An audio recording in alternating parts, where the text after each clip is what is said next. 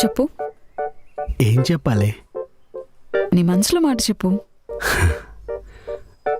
నా మనసులో ఏముందో నీకు తెలీదా? తెలుసు, కానీ నువ్వు చెప్తే వినాలనుంది. మనం పెళ్లి చేసుకుందామా? నేను అదే చెప్పాలనుకున్నా.